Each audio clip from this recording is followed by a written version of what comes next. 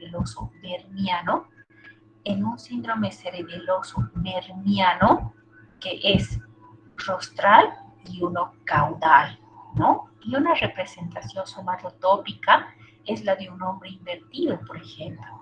Entonces, cuando hablamos de un síndrome cerebeloso berniano rostral, en la representación somatotópica nos abarca básicamente lo que corresponde a extremidades inferiores, a diferencia del síndrome berniano caudal, que nos abarca básicamente el tronco, ¿ya? Y tiene sus similitudes o tiene sus características propias para poder diferenciarlo. Pero en general, cuando hablamos de un síndrome cerebeloso berniano que abarca la parte rostral y la parte caudal, encontramos estas características clínicas que nos van a permitir diferenciar del síndrome hemisférico cerebeloso. Uno, que predominan los trastornos de la cinética estática, existiría una hipotonía muscular. Al abarcar el tronco, va a haber asinergia en el tronco con tendencia a la retropulsión, a la lateropulsión. Al abarcarnos en el síndrome cerebeloso berniano, por ejemplo, la parte distal, la parte de los miembros inferiores, va a haber trastornos en la bipedestación, en la marcha que ustedes han visto, una marcha festinante con base de sustentación amplia. También puede comprometer, cuando hablamos de un síndrome caudal berniano, la parte de nistagmus y disartria puede o no estar presente. Entonces, más específicamente, y esto lo han visto quizás en la parte de fisiopatología, tenemos el síndrome cerebeloso berniano rostral, que básicamente nos va a abarcar la parte anterior del cerebelo y somatotópicamente vamos a ver que nos abarca todos los trastornos que incluyen a las extremidades inferiores. Es así que vamos a tener un paciente con trastorno en la marcha, como vimos, con base de sustentación amplia, la marcha festinante o marcha de ebrio. Va a haber hipotonía muscular. Sabemos que el cerebelo de por sí es hipertonizante y al haber lesión del mismo se va a producir la hipotonía muscular. En este caso, cuando hablamos del dermis rostral, la hipotonía va a ser marcada en los miembros inferiores, no así los miembros superiores. Eso es lo que lo caracteriza del síndrome berniano caudal, ¿no? Por lo tanto, va a existir ataxia de los miembros inferiores, es decir, que las pruebas relacionadas con la ataxia de los miembros inferiores van a estar alteradas, como la prueba talón-rodilla, por ejemplo, pero no así la prueba dedo-índice-nariz, ¿no?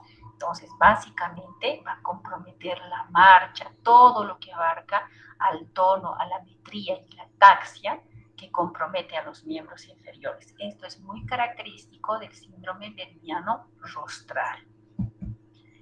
En cambio, en el síndrome berniano caudal, se caracteriza principalmente, vamos a hablar de una estructura, de una afección que nos va a abarcar el lóbulo flóculo nodular, la parte del dermis y las partes más centrales o axiales del lóbulo posterior. Entonces, por consiguiente, este síndrome nos va a producir una alteración en lo que es el tronco. Vamos a tener una ataxia del tronco. Va a existir, por lo tanto, una sinergia en el tronco con tendencia a la retropulsión, con tendencia a la lateralización. No va a haber hipotonía, tampoco ataxia de las extremidades, porque como les digo, básicamente nos va a abarcar al tronco. Puede haber, además, disartria y nistagmus, ¿no? Debido a la representación somatotópica que existe en esta parte del cerebelo. Por lo tanto, todas aquellas alteraciones que nos abarquen del cuarto ventrículo, sobre todo en casos pediátricos, una causa muy frecuente del síndrome cerebeloso berniano caudal es precisamente el meduloblastoma, ¿ya? En cambio, una causa frecuente de trastorno que nos da un síndrome cerebeloso berniano, pero rostral, o sea, aquel que nos abarca las extremidades extremidades inferiores es la intoxicación por alcohol, ¿ya? Entonces, como siempre a veces reiteramos, muchas de las manifestaciones neurológicas no necesariamente se van a deber a alteraciones estructurales propias de la estructura anatómica, en este caso del cerebelo, sino que también van a existir causas tóxico-metabólicas que van a causar este síndrome cerebeloso, incluyendo incluso muchas manifestaciones paraneoplásicas, ¿ya? La intoxicación por alcohol nos da, por ejemplo, un síndrome cerebeloso vermiano rostral, donde existe obviamente la marcha festinante con base de sustentación agria, la marcha de Ebre, ¿no? Clásicamente. Ahora, si tenemos un síndrome cerebeloso, tanto vermiano, también tendremos que hablar de un síndrome cerebeloso hemisférico. Acá está un esquema de la sinergia de tronco que existe en el vermis con alteración vermiana de tipo caudal, ¿no? Donde el paciente, lo normal es que cuando pedimos que el paciente se extienda hacia atrás, doble simultáneamente o flexione las rodillas. ¿Qué pasa en el paciente cerebeloso? No existe esta flexión de las rodillas, el paciente tiende a irse atrás porque existe una ataxia, una sinergia en el tronco, ¿ya? Esto podemos ver en este pequeño resumen. Por lo tanto, diríamos que el síndrome cerebeloso vermiano va a existir una atomía y una ataxia estática y cinética, ¿no? Con escasa alteración en los movimientos de metría, que básicamente están en las extremidades, ¿ya? O sea, no vamos a encontrar alteración en la dismetría, en las pruebas de dedo, índice, nariz, talón, rodilla, porque son alteraciones de la dismetría. Ustedes vean, por ejemplo, en el caso del paciente, que lo vamos a volver a ver en la parte final para que ustedes lleguen a diagnosticar, esta marcha atáxica con base de sustentación amplia que nos estaría indicando ya un síndrome vermiano, y como abarca las extremidades, de repente una síndrome vermiano rostral, pero tiene además otras cosas el paciente que no solo va a abarcar el dermis. Vean ustedes, paciente con base de sustentación amplia, tendencia a la lateralización durante la marcha. Entonces, una marcha no común, ¿no? Con alteración, con ataxia en la marcha, ¿ya?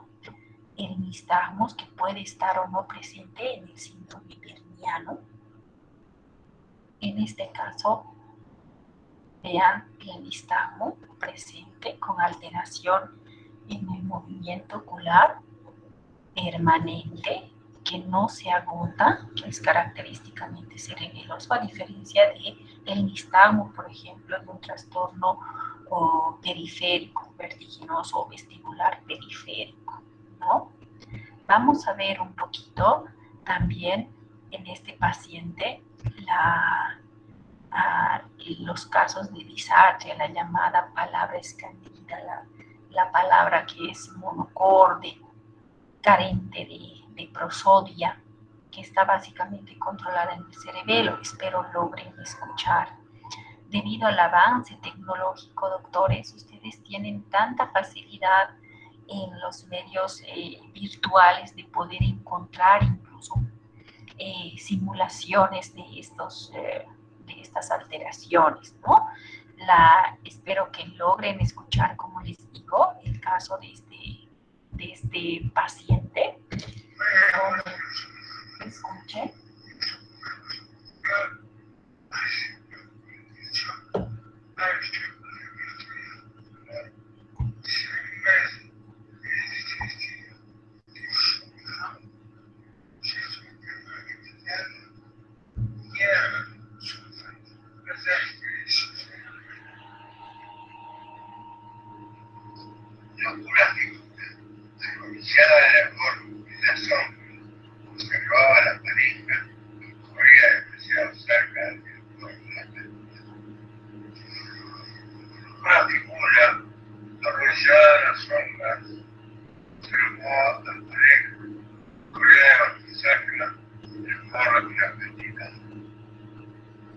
Entonces, si ustedes han logrado escuchar, espero que haya sido así, notan y ustedes van a simular, o es típica esta habla llamada voz escandida, monosílaba, separa, no existe una prosodia durante el habla, sino que es monótona, en algunos casos temblorosa, es muy similar al habla de un paciente ebrio.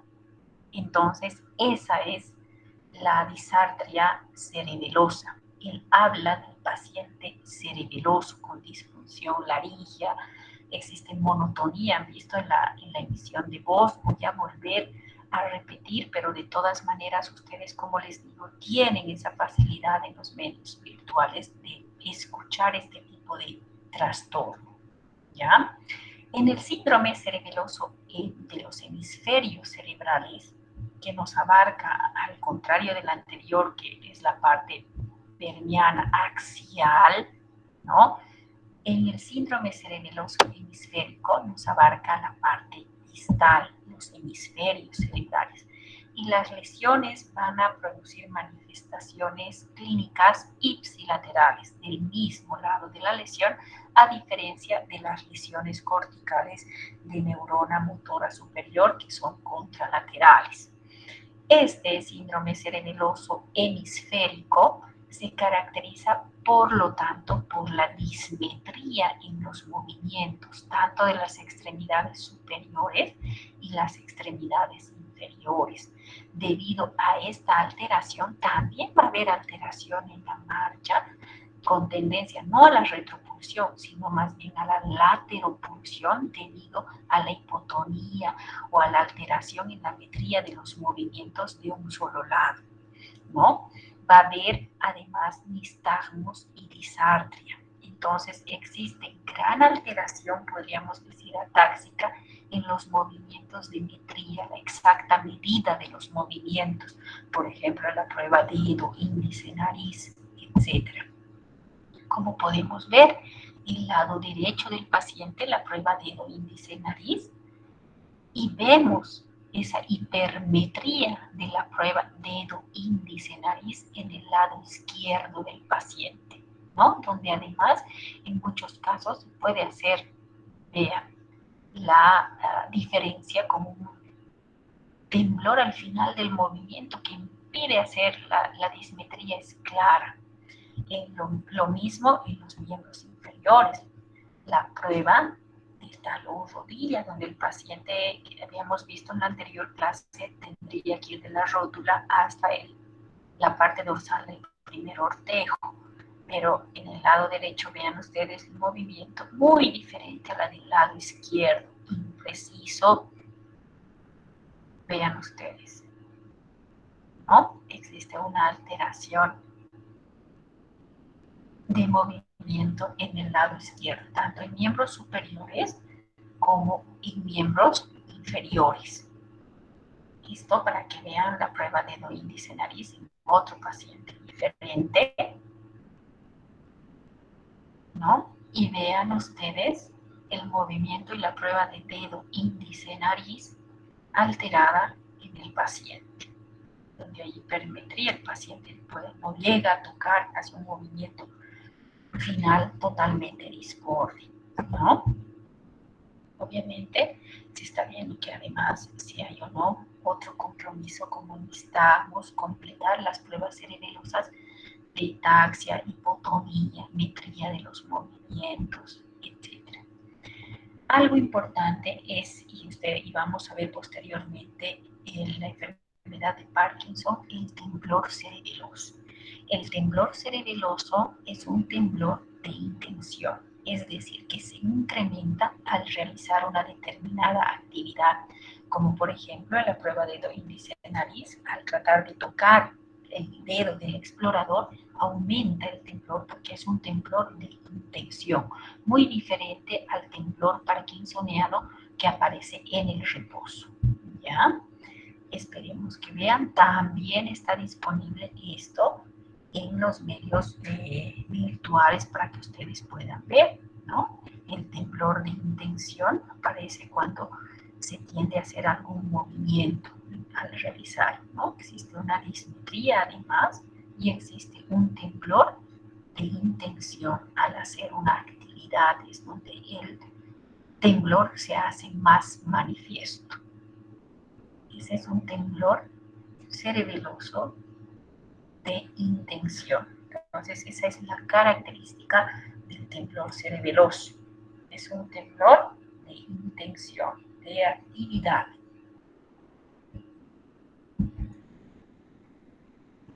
En los hemisferios cerebelosos, al haber alteración en extremidades, vamos a encontrar la falta de coordinación en movimientos rápidos. Entonces, habíamos aprendido a valorar la diadococinesia por prueba de las marionetas mediante pronosupinación o también con esta maniobra que es como colocar los bombillos de un foco, ¿no? Y se ve la clara asimetría. Como siempre decimos en la parte semiológica, las asimetrías nos ayudan mucho. Se ve claramente la diadococinesia izquierda en el paciente, ¿no? Entonces, eso denota alteración hemisférica cerebelosa, más no vermiana. La hipotonía muscular, ¿no? Vuelvo a decirles, el cerebelo generalmente es hipertonizante. Su lesión va a dar hipotonía ipsilateral del mismo lado de la lesión en las lesiones hemisféricas.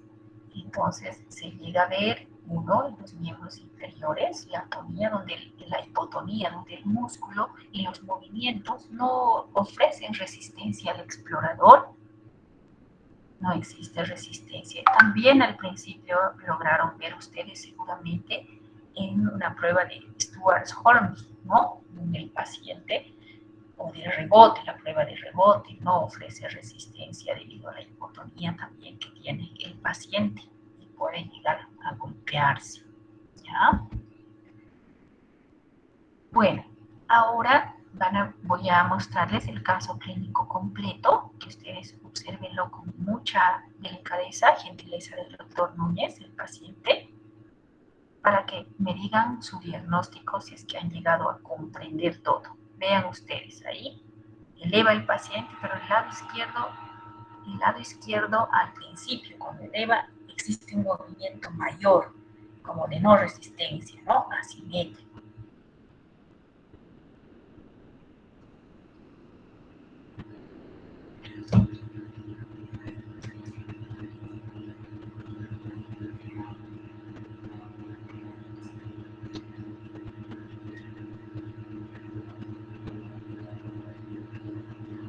Prueba talón rodilla que ustedes han visto por separado, pero ahora están llegando al paciente completo con una exploración semiológica cerebelosa exquisita.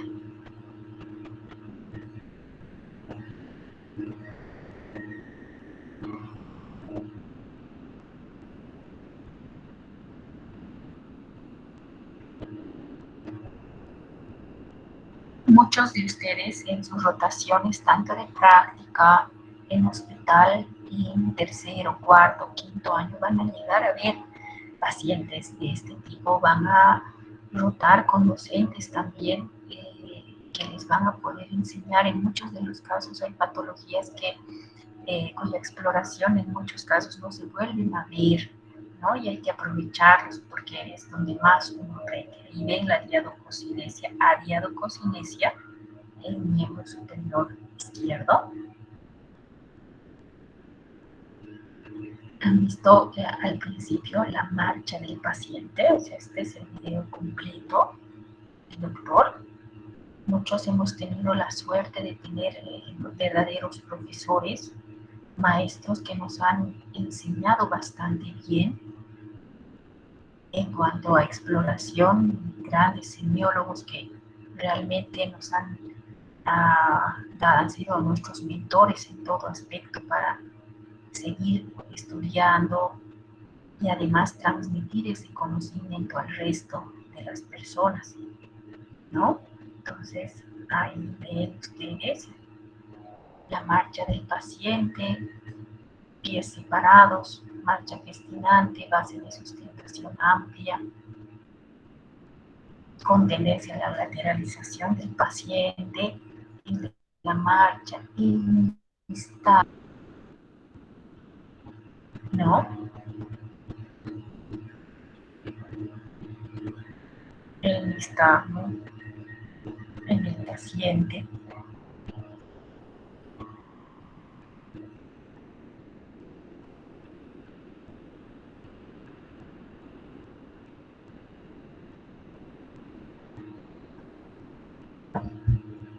Claramente evaluar,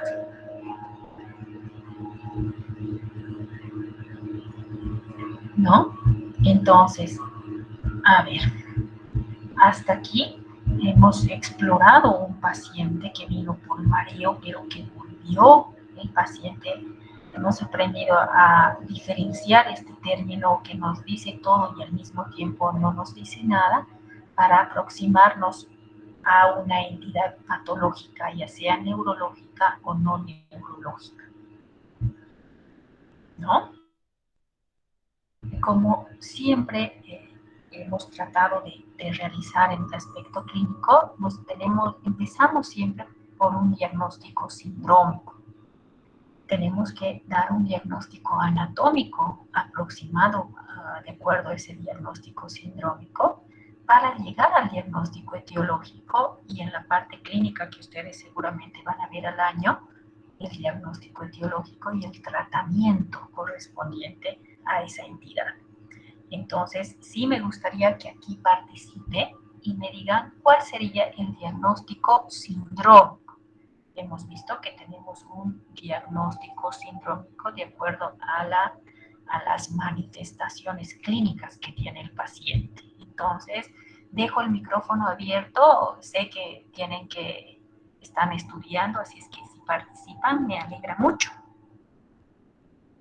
Los pocos que están ahora. ¿Cuál sería el diagnóstico sindrómico?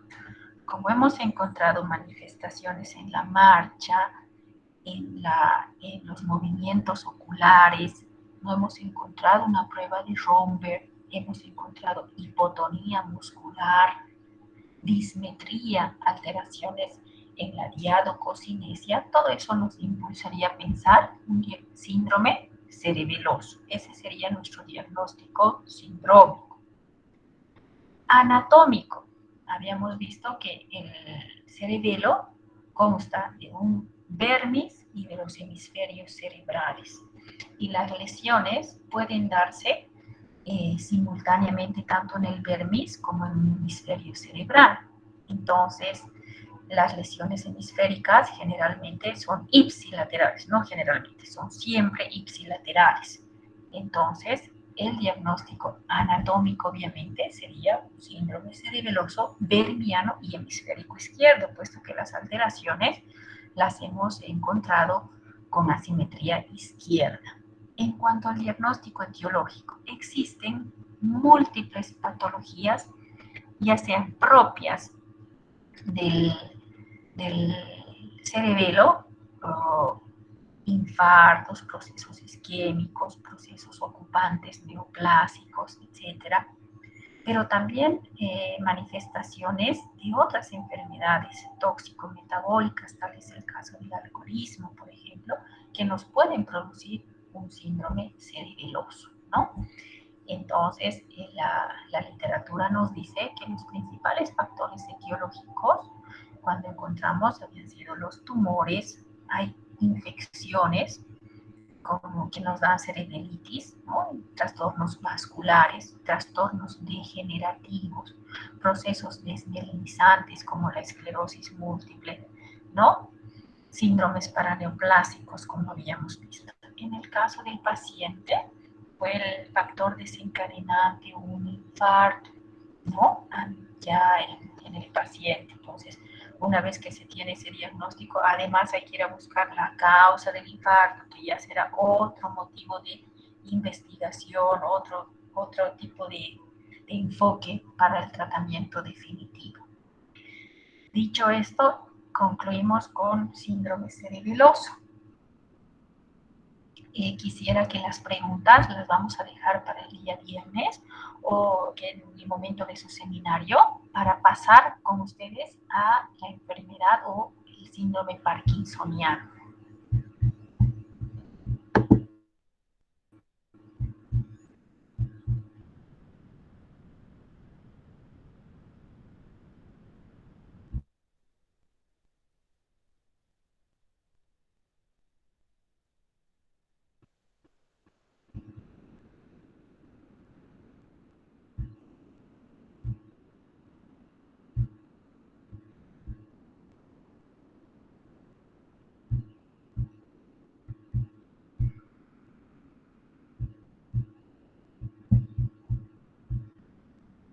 ¿Se llega a ver la pantalla, doctores? No, doctora, no se ve. No, no se ve nada, doctor.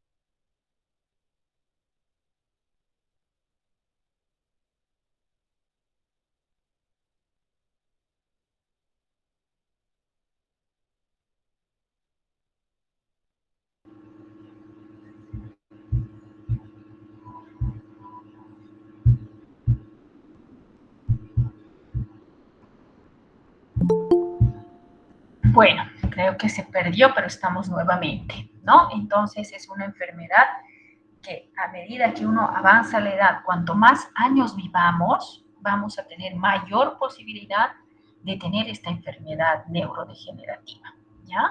Es más frecuente en el varón que en la mujer. Es infrecuente en personas mayores de 40 años, ¿no? Se presenta en un 5% de los casos y es un Parkinson llamado juvenil. Es muy poco frecuente, pero también existe. El Parkinson se presenta en el 2 a 3% ya de las personas mayores de 65 años, ya con manifestaciones que vamos a aprender. Las más de las veces, como les decía, en personas entre los 50 y 55 años, tienen manifestaciones de repente no motoras, que ya van a ser de un principio no tomadas en cuenta por el médico clínico, pasadas por alto y que posteriormente van a ser adicionalmente manifiestos por otras manifestaciones clínicas, sobre todo motoras, recién llamarán la atención tanto del clínico e inclusive del paciente, ¿ya? Y precisamente por esto es que el 73% de los pacientes que acudieron ya con un médico ya tuvieron un contacto con el médico, pero no se diagnosticó, ¿no? La tercera parte solamente de estos pacientes han sido diagnosticados. Entonces, de ahí la importancia de que como síndrome ustedes aprendan bien, ya que esta entidad patológica, el diagnóstico se realiza por la historia clínica y un examen físico bien realizado.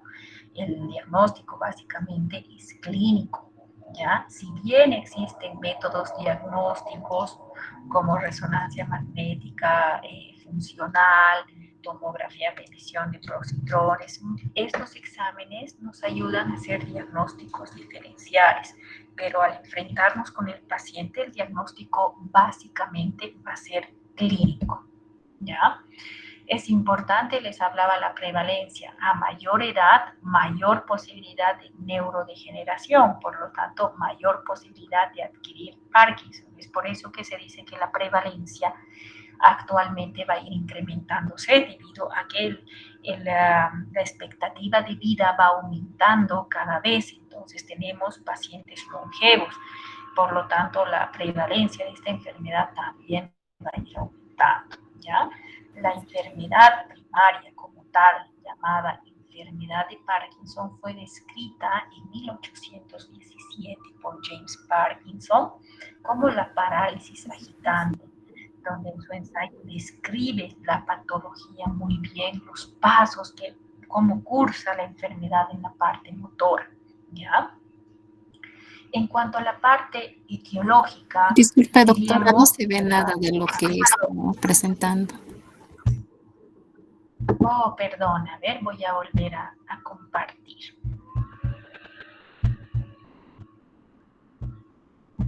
A ver, compartir. Lo siento, doctores, una vez que se cortó, dejé de compartir, lo siento. Entonces, bueno, les decía que a medida que avanza la edad, también avanza la posibilidad de esta enfermedad, ¿no? En cuanto a la parte fisiopatológica, podríamos decir que está relacionada obviamente por la disfunción degenerativa de las vías dopaminérgicas microestriadas, y eso lo van a ver con mayor precisión y lo van a profundizar en la parte fisiopatológica. En la parte compacta de la sustancia negra empieza a presentar degeneración muy diferente en un paciente normal a un paciente con Parkinson, ¿ya? Dentro de esta etiología hablamos del parkinsonismo primario, al que vamos a llamar enfermedad de Parkinson o Parkinson idiopático, la propia parálisis agitante descrita por James Parkinson. Existe también el parkinsonismo secundario, es decir, aquellas manifestaciones motoras y no motoras propias de la enfermedad de Parkinson, pero debidas no a un trastorno o propio idiopático primario, sino secundario, por ejemplo, a fármacos, trastornos metabólicos que inducen a estas manifestaciones clínicas. Otra cosa que debemos mencionar es el parkinsonismo plus, que denota todas aquellas manifestaciones motoras y no motoras del Parkinson, pero dentro de un contexto neurológico, es decir, asociado a otros trastornos neurológicos. Por ejemplo, manifestaciones de motoneurona superior, ¿no? O sea, que se asocia a otros. Por ejemplo, encontrar todas las manifestaciones del Parkinson con un signo de Babinski, que se asocia a alteración de neurona motora superior. Entonces, a eso llamamos parkinsonismo plus, es decir, que tiene su plus con otra enfermedad neurológica, que de repente puede empezar a manifestarse al principio como una enfermedad de Parkinson, es inclusive tratarse como una enfermedad de Parkinson, pero debido a algunas alteraciones o manifestaciones, además de primera o segunda neurona, hacen sospechar que no solo es Parkinson, sino que se trata de otra enfermedad, además neurológica, que en un principio se manifestó como Parkinson, ¿no? El parkinsonismo juvenil, en menos del 5%, es aquel que se presenta en personas jóvenes, llamadas así aquel que se presenta en personas menores de 40 años, ¿ya? La enfermedad de Parkinson, ustedes van a aprender aquellos trastornos o signos motores que son cardinales para el diagnóstico, ¿ya? Entre ellos, los importantes son el temblor de reposo, a diferencia del temblor de intención que habíamos visto en el cerebelo, la bradicinesia o lentitud de los movimientos o asinesia finalmente, la rigidez y la inestabilidad o alteración en la marcha. Pero también existen síntomas que no son motores, que el paciente va a manifestar como trastornos autonómicos, pérdida del olfato, estreñimiento, alteraciones en el sueño, depresión. De hecho, muchas de estas manifestaciones de repente son las primeras en manifestarse y que son tratadas de manera sintomática y en las más de las veces no las diagnosticamos de manera temprana. Y nos damos cuenta para el diagnóstico cuando ya el paciente empieza a tener trastornos motores característicos, ¿no? De repente, muchos 10 años antes o 5 años antes ya han venido por trastornos depresivos, estreñimiento, trastornos como insomnio, depresión, ¿no? Y al tratarse de personas, como ustedes saben, esta enfermedad en personas mayores de 60 años, asociamos a un proceso de envejecimiento normal, pero tal envejecimiento normal puede tratarse de una enfermedad de Parkinson, y es así que ni el paciente sabe cuándo empezó su enfermedad, y esto lo manifiesta, ¿no? En el libro James Parkinson, donde nos dice que las manifestaciones están tan ligeras, tan imperceptibles, que en muchos de los casos raramente pueden guardar el paciente el recuerdo de cuándo realmente ha empezado la enfermedad, ¿no? Entonces, les pongo yo el video que justamente el día de ayer vimos en el hospital. Ven dos ancianitos caminando con marcha lenta, de pasos cortos, inclinados adelante. Si ustedes ven ahí, no hay movimientos asociados, ¿no? Como braceo de las manos en el paciente masculino. Entonces asociamos y decimos, bueno, esta vez viejito, el paciente está viejito, y más si viene por dolores articulares, como cervicalgia, que puede ser una de las primeras manifestaciones del Parkinson por la rigidez que tiene. Pero cuando veamos este tipo de pacientes, doctores, ustedes como médicos generales, no dejen de sospechar de esta patología. Perdón, ¿no? doctora, no está Entonces, presentando. No se ve la ¿perdón? nada Todavía. todavía. Es que dijo O que sea, nada de lo que presenté. Nada de Entonces, Parkinson. nada de Parkinson, doctora, se pudo observar. Ya, a ver, voy a dejar de compartir todo y me voy a unir nuevamente. Ya, voy a dejar de compartir todo, doctores. Voy a volver a unirme.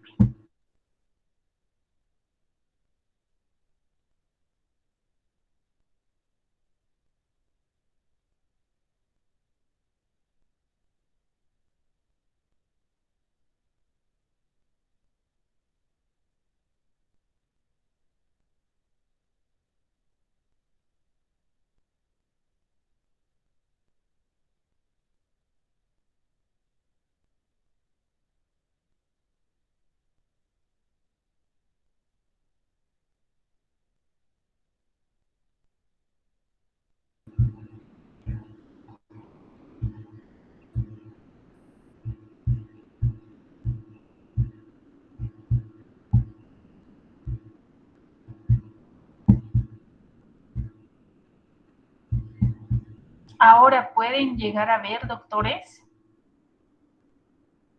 Sí, doctora. Sí, doctora. Muy bien. Me avisan, por favor. Voy a hacer la pantalla completa. ¿Se puede ver bien? Sí, doctora. Muy bien. Entonces, miren, qué pena que no hayamos visto, pero esta clasificación que les decía tampoco la han visto. Cuando hablamos de Parkinson, la enfermedad primaria característica llamada enfermedad de Parkinson o parálisis agitante, el parkinsonismo secundario, manifestaciones de la enfermedad de Parkinson motoras y autonómicas y no motoras, pero asociadas a otra entidad nosológica como fármacos, metabólicos, etc. El Parkinson Plus, aquel trastorno con manifestaciones propias del Parkinson, pero en el entorno de otra enfermedad neurológica, es decir, que empieza el paciente con manifestaciones, pensamos que es una enfermedad de Parkinson, pero al poco tiempo empieza a manifestar manifestaciones de primera, segunda neurona, o la misma enfermedad de Parkinson no responde a un tratamiento convencional, se presenta una evolución en progresión muy rápida, a diferencia del Parkinson primario o enfermedad de Parkinson que es progresivamente lenta, ¿no? Y el Parkinson juvenil, aquel que se presenta en personas menores de 40 años.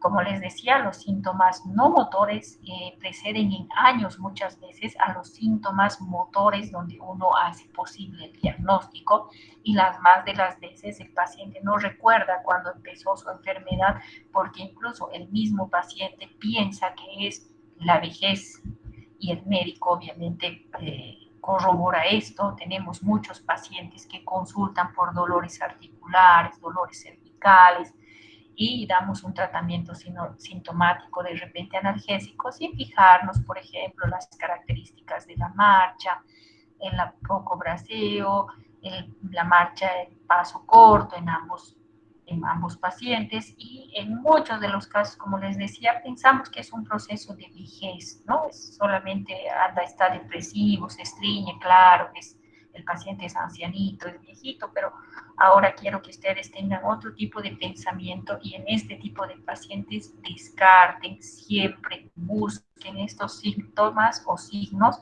que nos inducen a pensar un Parkinson para un tratamiento adecuado y obviamente dar calidad de vida a estos pacientes, ya que las complicaciones que trae la enfermedad, si bien es progresiva, son secundarias a la enfermedad por broncoaspiración, cuando empieza a haber alteraciones de la deglución o caídas, ¿no? Las más de las veces genera caídas. Entonces, como les decía, es tomado en cuenta como efectos del envejecimiento, es necesario observar al paciente para llegar a ver. Dentro de estos síntomas, doctores, tenemos los motores y los no motores, ¿ya? Un síntoma que llama la atención es la anosmia, ¿ya? Se dice que este síntoma precede al paciente y en el paciente no se da cuenta, pierde la olfacción, ¿ya? Existe además alteraciones como depresión, apatía, trastornos neuropsiquiátricos. Existe estreñimiento, es otra de las manifestaciones frecuentes, seborrea, exceso de sudación en el paciente, y los trastornos del sueño. Muchos años pueden presidir a estas manifestaciones motoras cardinales que ustedes tienen que ver. Uno, el temblor de reposo, la bradicinesia o aquinesia, que quiere decir movimiento lento, la rigidez. De hecho, esa rigidez del paciente y la bradicinesia van a ser los trastornos o los signos más incapacitantes para el paciente, el no poder moverse, tener movimientos lentos. Y otro síntoma cardinal, la inestabilidad en la marcha, que va a hacer que el paciente tenga marcha a paso corto. Posteriormente puede haber trastornos en la deglución con disfagia, cialorrea, que va a traer problemas secundarios como neumonías por broncoaspiración. También van a estar ausentes los movimientos automáticos, por ejemplo, la facies expresiva de alegría o de sorpresa se va a borrar, haciendo en el paciente una facies monótona, disminución en el braceo, un movimiento automático, ¿no? Entonces, ya en trastornos más avanzados, el paciente con incapacidad incluso para movilizarse, puede haber trastornos en la escritura, una micrografía, a diferencia en el cuadro cerebeloso se dice una megalografía que puede estar presente, reflejos como el clavilar que van a estar inagotables, que vamos a ver ahora, y que ustedes van a aprender mejor viendo muchas de las veces. No se olviden de estos síntomas o signos cardinales, doctores, para tener el diagnóstico. El temblor de reposo, la rigidez, la asinesia o bradicinesia, quiere decir lentitud en los movimientos, y la inestabilidad postural, que hace que el paciente tenga marcha a pasos cortos. Este síntoma de rigidez, en muchos de los casos el paciente no se da cuenta. Y un motivo de consulta frecuente en los pacientes ancianos es el dolor cervical. El dolor cervical, debido a la rigidez, el paciente adquiere una postura encorvada, inclinada hacia adelante, que causa dolor cervical. Entonces, muchas veces atribuido por nosotros como un cuadro articular de artrosis, ¿no? Ahora tenemos para pensar en esta enfermedad degenerativa, la rigidez que puede manifestarse como dolor cervical. Primera manifestación puede tratarse de un Parkinson. Esta es la postura que adquiere, ¿no? Como hemos visto en el paciente en el video también. Entonces, esta rigidez muscular causa dolor y el paciente consulta por el dolor. ¿Ya? Vean ustedes el temblor en el paciente. Es un temblor de reposo. Es el llamado temblor en cuentamonedas, porque es como contar las monedas, un temblor. Algo importante es que el temblor es unilateral, ¿no? Algo que nos va a hacer pensar que no es Parkinson es cuando el temblor sea de intención o además sea bilateral. El Parkinson es un trastorno unilateral, ¿ya? El paciente tiene el temblor de reposo llamado en cuentamonedas, porque ustedes ven característicamente se parece a que el paciente cuenta las monedas, ¿no? Empieza a aparecer el temblor unilateral, ¿ya? Cuando empieza con un temblor bilateral ya nos hace pensar inclusive en un Parkinson secundario. Vean, en cuentamoneda, muy marcado. El paciente tiende a querer agarrar la mano porque se da cuenta que la mano tiembla cuando está en reposo, ¿ya? Tienen ustedes ahí otro tipo de temblor bilateral, distal, que no es Parkinson, ¿no? El temblor del hipertiroideo, el temblor inducido por fármacos, como los beta-agonistas, ¿no? O el temblor esencial que ustedes van a ver acá, que es bilateral, que también se da en personas ancianas, pero que además el temblor esencial es de intención y que abarca además la cabeza del paciente, ¿ya? Este es un temblor esencial. Perdón por leer los videos. Y aquí tienen un temblor parkinsoniano. ¿Ven? Temblor en cuentamonedas unilateral. Unilateral. Característico. Hago que extienda la mano y desaparece el temblor, porque el temblor básicamente es de reposo. Mientras estamos haciendo alguna pregunta al paciente, el paciente no se da cuenta y aparece el temblor en reposo. Se pide al paciente que extienda la mano y obviamente el temblor desaparece.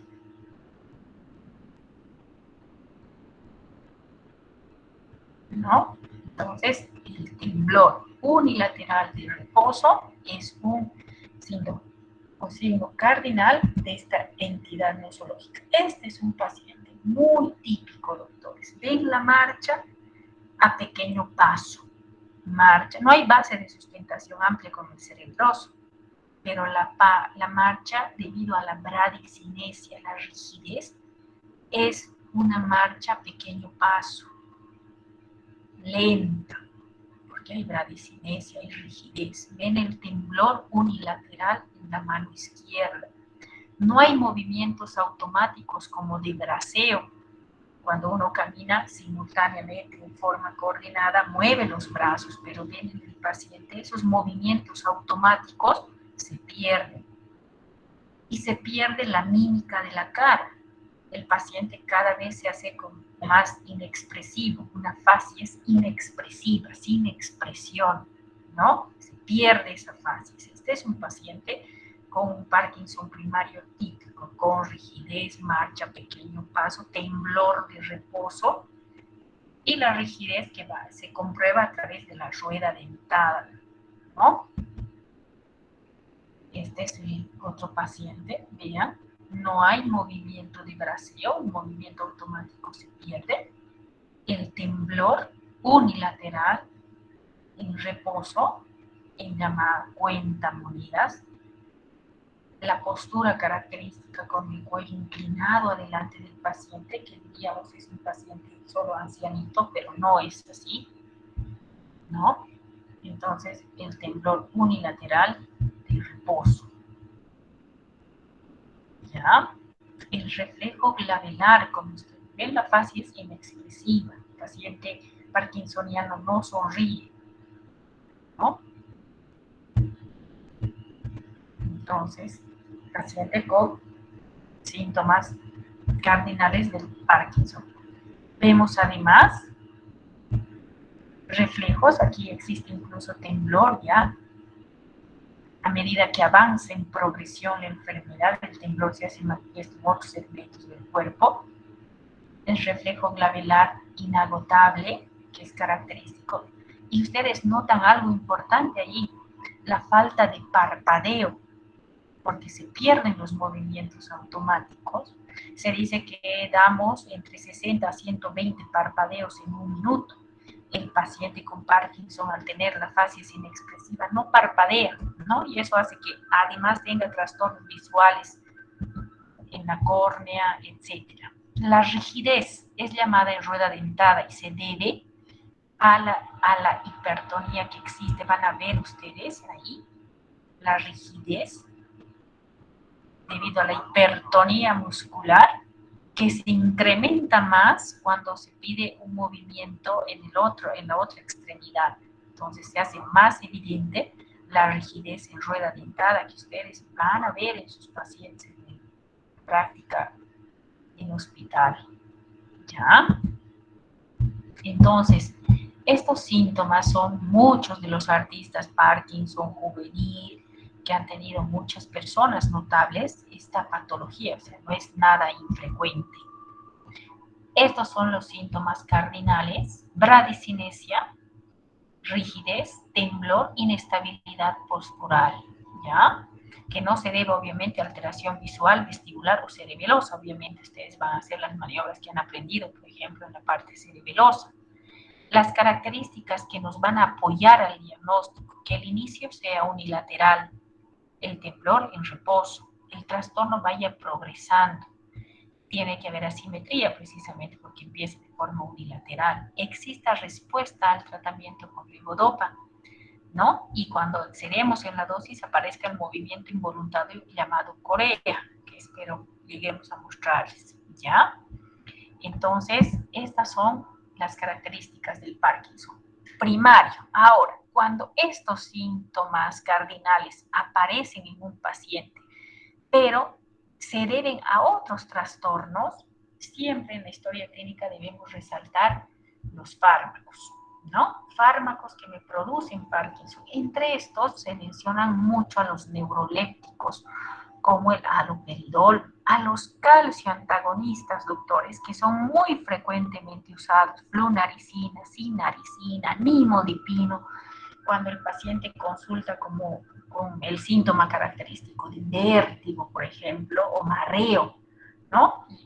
Se usan los calcioantagonistas, que dicho sea de paso, no tendrían un efecto benéfico, al contrario, nos causarían trastornos parkinsonianos secundarios, ¿no? Secundario al fármaco. Entonces hay que tener mucho cuidado. El ácido valproico, la amiodarona, son fármacos que nos pueden dar parkinsonismo secundario.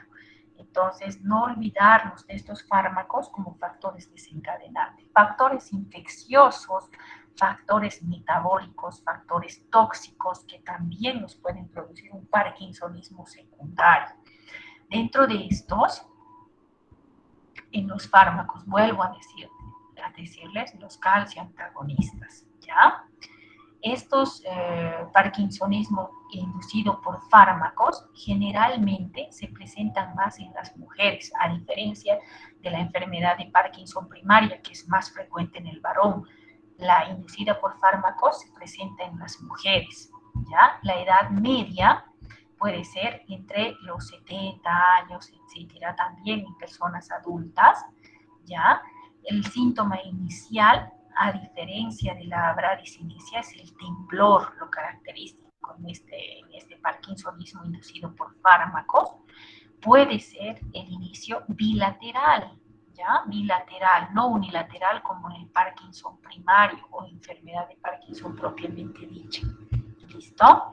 Entonces, no puede o no tener antecedente familiar. Entonces, estas características nos inducen a pensar que se trata de un parkinsonismo, pero secundario a fármacos, que sea mujer, que empiece de manera bilateral y que el síntoma inicial sea el temblor bilateral. Entonces, no haya respuesta a, obviamente, el tratamiento con levodopa y que el retiro del fármaco, obviamente, haga que desaparezcan los síntomas, ¿ya?